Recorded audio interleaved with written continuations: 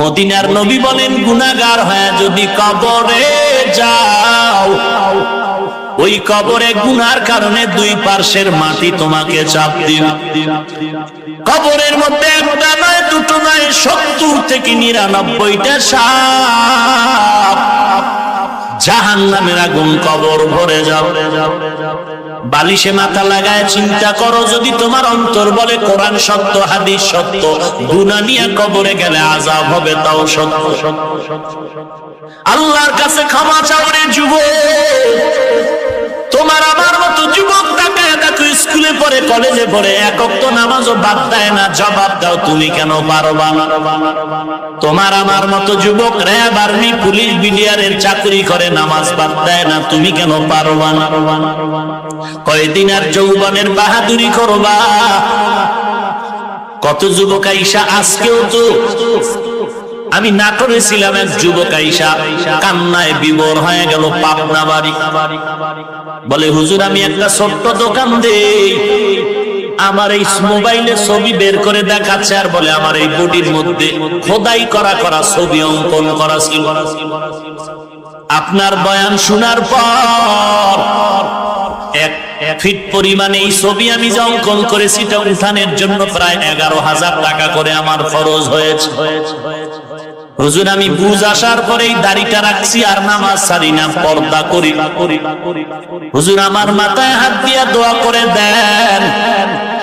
কান্না করে আর বলে আমি জাহান্নামে যাইতে পারবো না, গুনাহগার হয়ে মরতে চাই না। হেদায়েতের মালিক আল্লাহ। কপাল খারাপ হইলে উপায় নাই, নবীরে দেখলো 13 বছর আবু জাহাল, কালেমা পড়লো না। আর ওমরের মতো বান্দা তরবারি নিয়ে নবীরে জবাই করতে যাইয়া কালেমার রশি গলায় লাগায়া মুসলমান হয়ে গেল। সেই ওমর এত দামি হয়ে গেল যে রাস্তায় চলে, সে রাস্তায় শয়তান চলে না।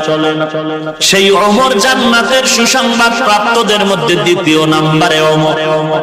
ঈদের দিন দরজায় তালা লাগায় কান্না করে। আবু হুরায়রা বলেন কাঁদেন কেন? বলে জাহান্নামের ভয়। এরে যুবক, আল্লাহর গোলাম, তওবা করো। কয়দিন আর বাহাদুরি করবি? কোরআন পড়ে ঠগি নাই, টুপি পরে ঠগি নাই, আল্লাহর সম্মান, আল্লাহর মুহাব্বতে চলতেছি রে বাবা। স্কুলে পড়ো, কলেজে পড়ো, আমার একটা দাবি, তুমি কোরআন শিখো, নবীর তরিকায় চলো, 5 বেলার নামাজ পড়ো, মা বাবার খেদমত করো, দেশের বিরুদ্ধে ষড়যন্ত্র করিও না, জাতির বিরুদ্ধে ষড়যন্ত্র করিও না, আল্লাহ ওয়ালার সোহবতে থাকো, আলেম ওলামাদের পরামর্শ নিয়ে জিন্দেগি চালাও।